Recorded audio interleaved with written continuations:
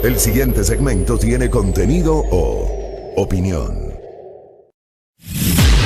La entrevista en A Primera Hora. Analizamos los hechos del momento junto a sus protagonistas. Muy bien, 7:45. Gracias por la sintonía, gracias por la interacción de los oyentes. Esto es A Primera Hora a través de Majestad FM.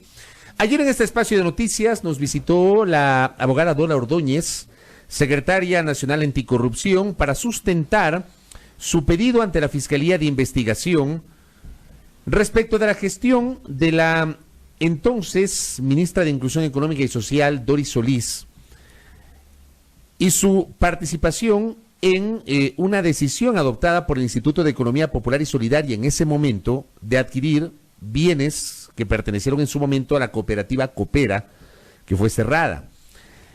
La nota de Diario El Comercio del pasado martes decía: la Presidencia del Ecuador entregó a la Fiscalía del Estado una denuncia contra la asambleísta Doris Solís, ex ministra de Inclusión Económica y Social, por presuntos delitos contra la administración pública en el caso Coopera. Así reza el comunicado de la Secretaría Anticorrupción.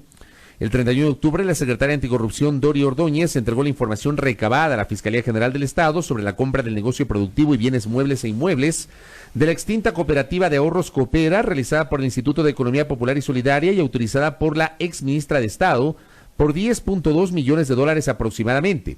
Esta adquisición posteriormente pasó a la cooperativa Prograservit, organismo de derecho privado creado para el efecto, reza el comunicado. Según la Secretaría, el Instituto, mediante oficio del 16 de enero del 2014, solicitó a la ministra Solís, en ese momento, autorización para proceder a participar en la compra del negocio de Coopera. La investigación penal debe esclarecer por qué la máxima autoridad del Ministerio aprobó al Instituto realizar esa transacción. Aparentemente no existe base legal que sustente la acción. Eso decía el comunicado y fue sustentado ayer por la secretaria Anticorrupción en este espacio de noticias.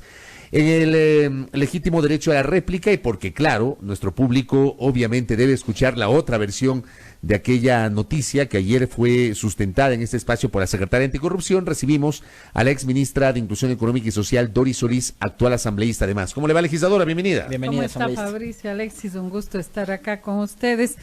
Lamento que no sean los buenos temas, pero espero que al final podamos tratar, claro, sino sean este tipo de escándalos políticos que vale precisarlos. Y digo escándalo político porque se ha posicionado en los medios que es una denuncia, pero en realidad lo que la encargada de la Secretaría Anticorrupción ha realizado es, como dice el comunicado, porque yo no tengo ningún documento oficial, no he sido notificada, ni mucho menos, lo que ella señala es que hace una noticia crímine, es decir, ni siquiera me acusa, sino una noticia crímine. Según el derecho, significa que ella señala a la Fiscalía: aquí hay esta noticia, no se responsabiliza, no me hace ninguna denuncia, sino pide a Fiscalía que investigue esa noticia de un supuesto peculado.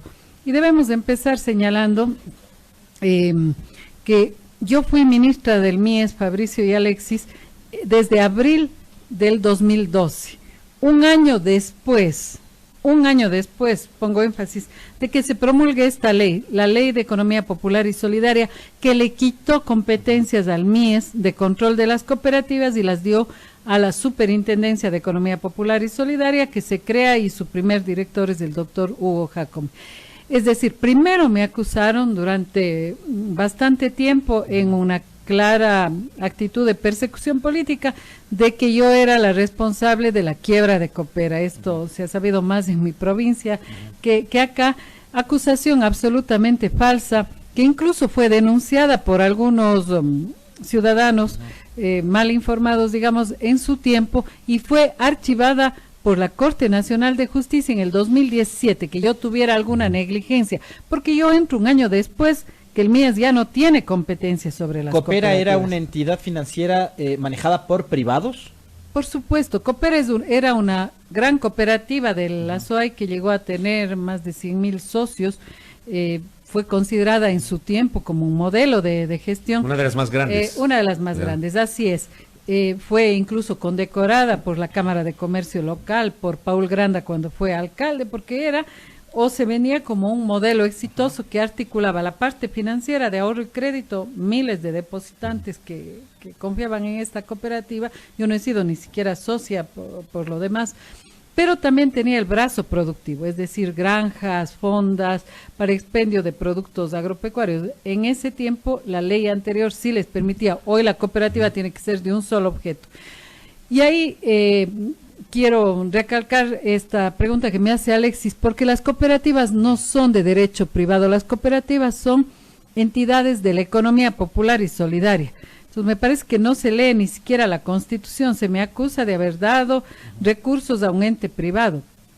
La Constitución reconoce 3 formas de economía: la pública, la privada y la economía popular y solidaria.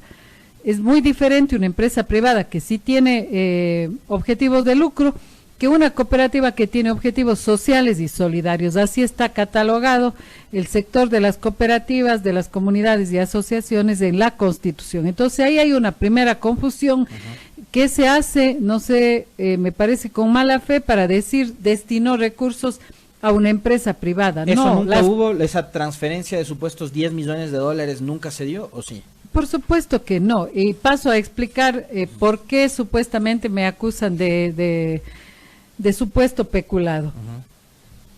Cuando esta cooperativa quiebra y es intervenida y liquidada, según esta ley por el liquidador, el liquidador saca a venta pública tanto la cartera financiera, que la adquieren otros entes financieros, cuanto los bienes que tenía Coopera. Coopera, ¿qué tenía? Tenía granjas agropecuarias, tenía tiendas al estilo, podría citarle Maquita Kunsunchi o otras cooperativas de este tipo, y para poder devolver a los acreedores, a los cuentaahorristas que se quedaron sin su dinero, tenían que vender los activos. Eso hace el liquidador, eso es parte del proceso de liquidación de una cooperativa.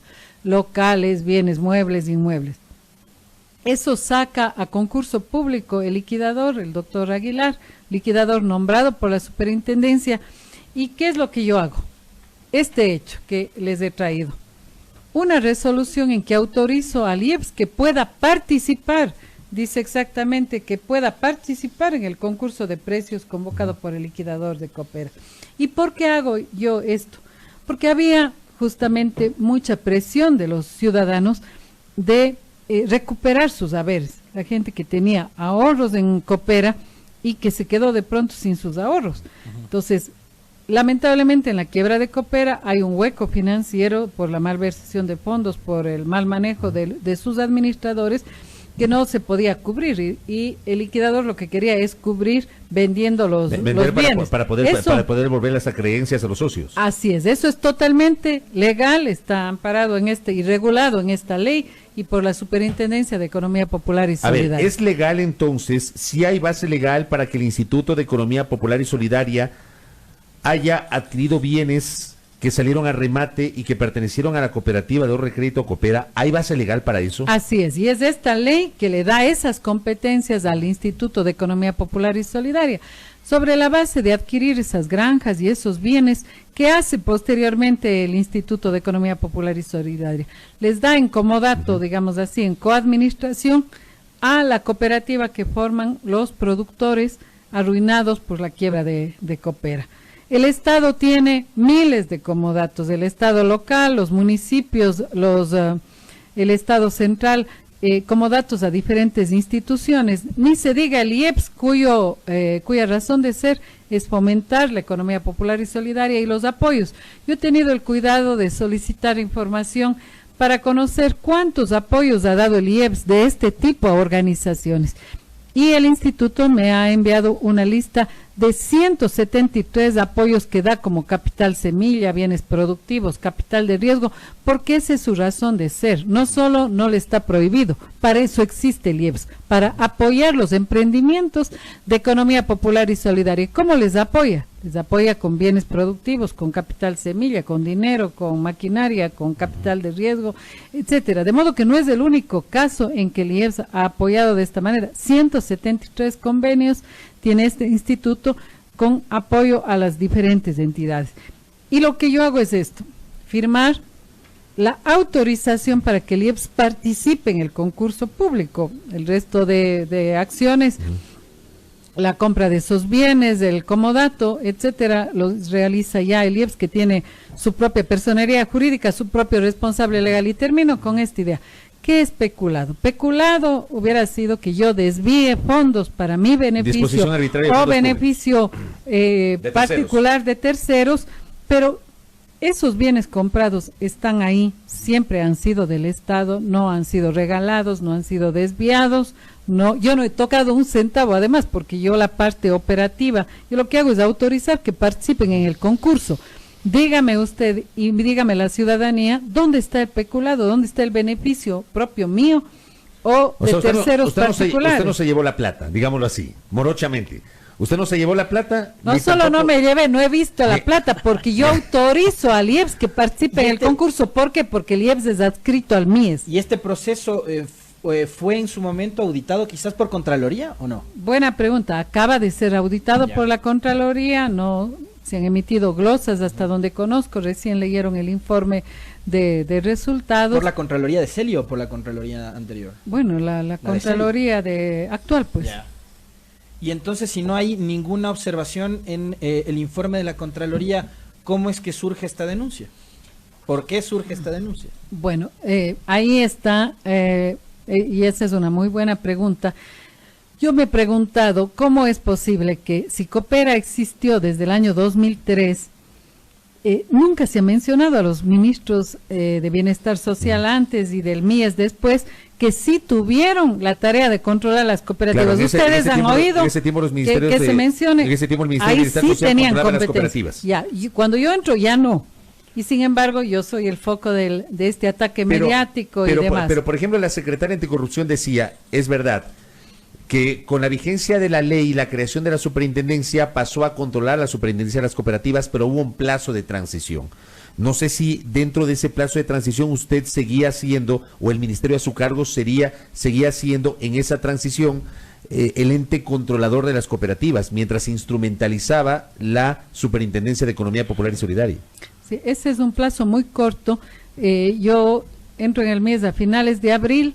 La Asamblea le nombra al doctor Hugo Jacome superintendente, me parece que en junio, y yo le entrego a partir de junio, es decir, en el lapso de semanas y meses, la dirección de cooperativas que el MIES tenía.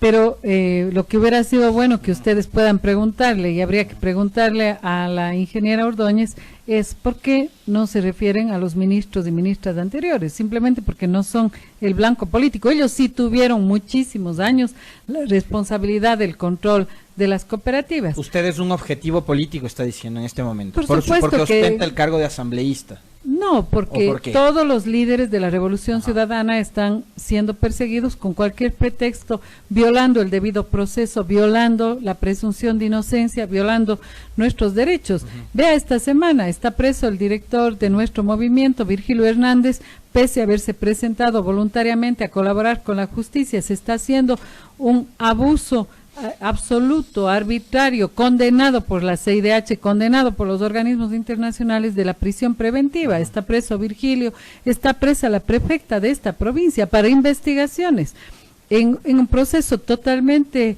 brutal, arbitrario de detención de la máxima autoridad de esta provincia.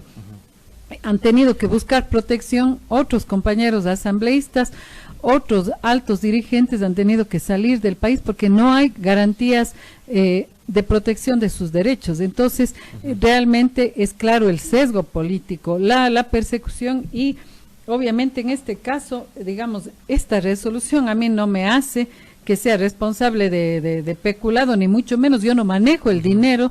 Yo, digamos, autorizo que el instituto lo haga, pero el instituto hace su propio proceso. ¿El instituto tiene autonomía, digamos, administrativa, financiera? Tiene su responsable legal, etcétera. Más allá del anuncio a través de los medios, de la funcionaria de la Secretaría Anticorrupción, le pregunto, asambleísta Doris Solís, ¿usted ha recibido ya alguna notificación? ¿Ya ha trascendido en el ámbito de lo judicial esto o no todavía? Y si es así, usted, me imagino, estará dispuesta a entregar toda la información. Por supuesto, es lo primero que he señalado. No dejo de expresar mi extrañeza, mi rechazo a la violación del debido proceso, a la violación de la presunción de inocencia.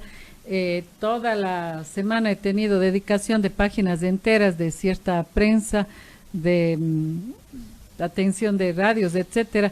No se conoce mi trabajo legislativo, no se conoce que soy proponente de una nueva ley de turismo, de cosas positivas para la gente, para la generación de empleo, que trabajo al frente del Grupo Parlamentario de Derechos Humanos. No se conoce absolutamente nada de mi trabajo legislativo, pero la cierta prensa me dedica páginas enteras cuando se trata de una denuncia que no tiene fundamento y que no fue contrastada, porque no es cierto que me hayan buscado. No le han preguntado. Pero no le por han preguntado supuesto nada. que no, amanecí empapelada, como dice el pueblo, el día 4 de noviembre. Eso no es el debido proceso. Y desde luego yo sabré defenderme y responder, colaborar con la Fiscalía si ésta me llama. Estamos en tiempos en que uno se entera de las denuncias a través de un Twitter, a través de cierta información de prensa que nunca le busca para contrastar la información. He pedido la réplica en todos esos diarios, en todos esos ¿Y medios. no le dan chance o sí? Sí. Sí le han dado chance. Con la réplica sí.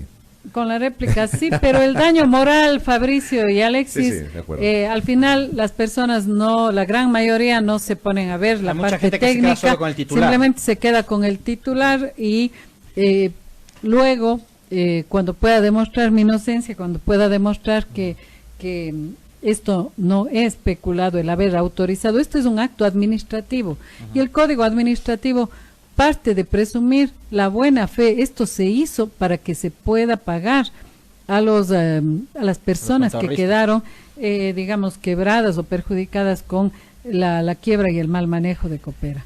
Asambleísta, usted también forma parte de esta comisión multipartidos que se ha conformado en el Parlamento para investigar los acontecimientos ocurridos entre el 2 y el 13 de octubre en nuestro país, días de protesta.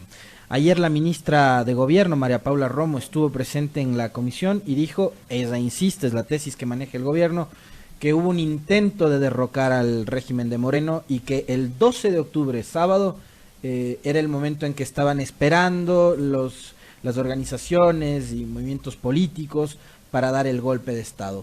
No sé si usted nos puede hacer una reflexión o análisis con respecto a la declaración de la ministra Romo y lo que han sido también estas jornadas de comparecencia en esta comisión.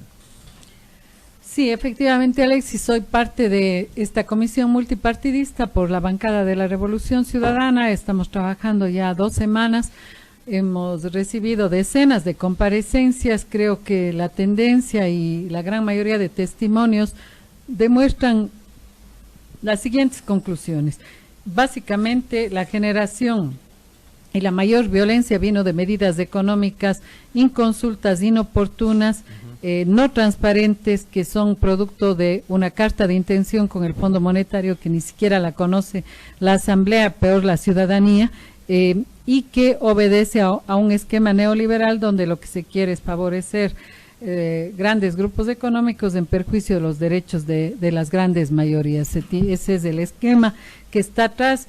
La violencia de las medidas generó, digamos, la reacción masiva, la respuesta de las organizaciones y sobre todo la violencia de un estado de excepción absolutamente desproporcionado que no debió dictarse. Esa es otra de las conclusiones de los diferentes organismos de derechos humanos, organizaciones sociales. Hemos recibido a las organizaciones indígenas, a Pachacuti, hemos recibido a las víctimas que han demostrado claramente que el estado de excepción y el toque de queda, que son medidas de restricción de derechos para garantizar la seguridad, pero no son medidas que permiten la inviolabilidad de la vida y de la integridad de las personas. Y sin embargo, por ejemplo, tuvimos el caso de Yajaira, tuvimos el caso de más de 12 personas que pierden sus ojos, que pierden el oído, que quedan mutiladas en su integridad física, en su integridad personal, por el uso abusivo de la fuerza en contra de los ciudadanos. Se ha debatido mucho y de manera muy importante sobre el tema de los derechos humanos, porque hay una corriente que dice, ¿y dónde quedan los derechos humanos de la policía y de la fuerza pública que también fue agredida? De las empresas que fueron La saqueadas. comisión ha etcétera. condenado unánimemente y condenamos todos los actos vandálicos que no son parte de la protesta social, que hay que investigar más finamente de dónde vinieron, quién los financió, de dónde fueron promovidos, porque de los líderes sociales no lo fueron, de las organizaciones legítimas no lo fueron, y eso también va quedando claro. El gobierno apunta a ustedes. Hay muchas, bueno, apunta siempre, pero sin pruebas. Entonces aquí la comisión lo que ha definido también es un mecanismo y una metodología donde las aseveraciones que se hagan en los testimonios y en las comparecencias deben estar acompañadas de pruebas. Sí, hay muchas personas que vienen y dan también testimonios, opiniones, pero para acusar, se debe acusar con pruebas. Ayer alguien decía que inclusive los troll center eran manejados desde Irán, Venezuela, cosas así, pero tiene que probarse, no se puede venir y decir cualquier cosa y tomarse eso como una verdad. Entonces la comisión está hasta el 13 recabando los diferentes testimonios, tanto de la sociedad civil, de las víctimas, de organismos del Estado. Ha venido la Defensoría del Pueblo, que nos ha dado las cifras clamorosas, evidentes, objetivas. 80 y más % de las detenciones fueron arbitrarias, 25% fueron a menores de edad, sin el debido proceso. Personas fueron llevadas a cuarteles y no a los lugares donde debían ser, precisamente tener la audiencia de juzgamiento. Muchos fueron liberados. Los 19 extranjeros detenidos fueron lamentablemente sujeto de xenofobia porque se condenó una nacionalidad. Aquí los venezolanos estaban delinquiendo y están libres, no les encontraron una sola prueba, pero no ha habido las disculpas del Estado. No ha habido los autos, además. Así es, procesos absolutamente arbitrarios, digamos que violan el debido proceso y que también han sido ya conocidos, y hay un pronunciamiento, yo creo que bastante fuerte, bastante concreto de la CIDH, de que aquí hubo violación de los derechos humanos.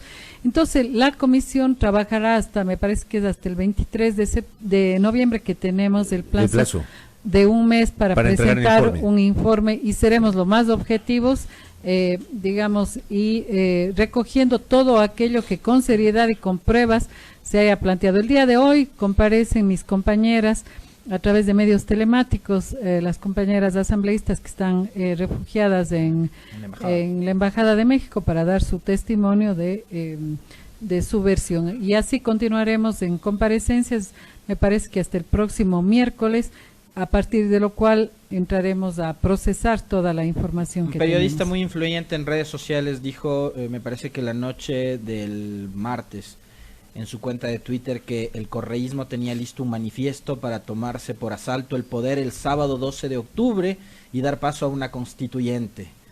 Lo que hay que preguntar, primero que muestre el manifiesto y que muestre las pruebas. ¿No existe ese manifiesto? Que yo conozca, no.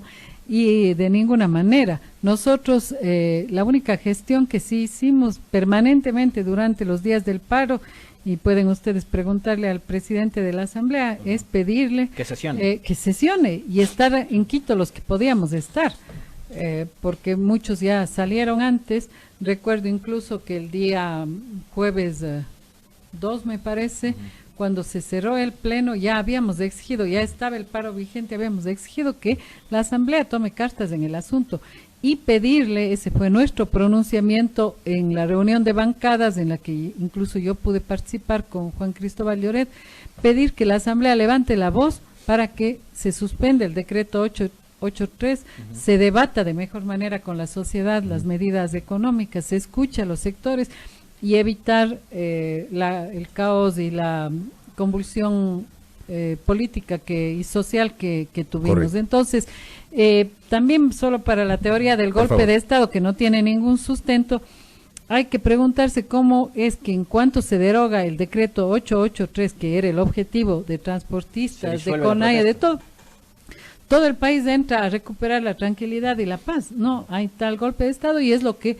la totalidad de comparecientes, salvo la ministra que tiene esta teoría, han sostenido. Los líderes indígenas, cuando reiteradamente se les ha preguntado en la comisión, estaban intentando un golpe de Estado, estaban financiados, estaban con un plan desestabilizador. Todo el mundo ha señalado que lo que desestabilizó al país es estas medidas inapropiadas que se lanzaron por parte del gobierno. Correcto. Doctora, gracias Muy por el tiempo. amable, legisladora, gracias. Muy Gracias a gentil. usted. Doris Solís, asambleísta, ex ministra de Inclusión Económica y Social, aquí en A Primera Hora, 8:10.